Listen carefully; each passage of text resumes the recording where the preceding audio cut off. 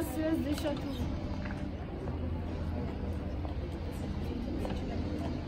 Suivez-moi. Ici, dans la filière LEA en langue étrangère appliquée, nous avons deux cursus. La première est le cursus anglais-chinoise. Le deuxième est le cursus anglais-espagnol. Nous allons présenter le cursus anglais-chinoise. Dans le cursus anglais-chinoise, nous apprenons la langue chinoise, bien sûr, les caractères et la phonétique et la prononciation, la langue, traduction, grammaire, expression écrite et expression orale. Après, nous avons le droit, l'économie, le marketing et la vente. Nous avons deux cursus dans la filière LEA. La première est le cursus du commerce international. Le deuxième est le cursus enseignant. En cours de chinois, nous apprenons le mandarin qui est la langue officielle de la République populaire de Chine. Il existe 4 tons.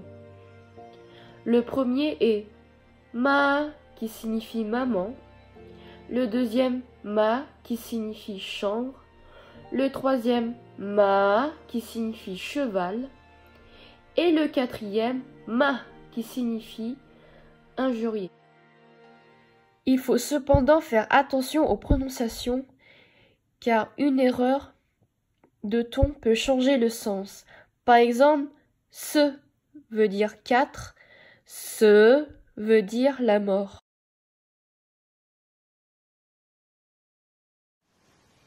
Alors, concernant la LEA, au niveau de l'anglais, on dispose de 4 matières, l'anglais grammaire, l'anglais version, l'anglais expression écrite et enfin l'anglais expression orale. Alors expression écrite et orale, ça sera en continu pendant le semestre et ensuite vous aurez, sans fin oral, vous aurez à l'écrit, vous aurez un partiel dessus. À l'oral, ça sera que en continu.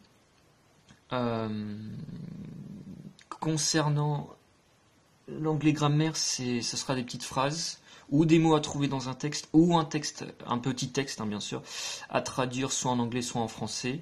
Il peut y avoir les deux. En général, il faut plus traduire en anglais qu'autre chose, qu'en français.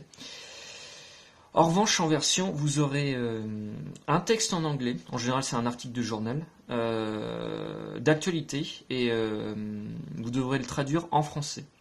Ça sera toujours comme ça. Et c'est en continu et partiel, comme la grammaire. Voilà. Donc dans les 4 matières, il n'y a pas une à choisir au mieux. C'est vraiment si vous êtes bon en anglais, vous avez juste à approfondir puis à réapprendre, enfin à revoir vos leçons régulièrement.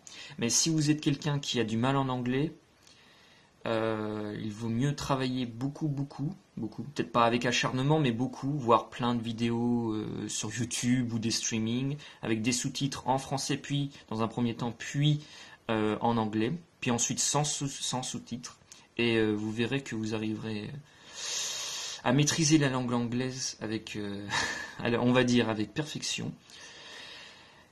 Et vous aurez ainsi des notes décentes, voire très bonnes. Voilà, nous espérons que cette petite vidéo vous aura donné envie de venir nombreux en LEA dans ce superbe cursus scolaire. Merci à vous.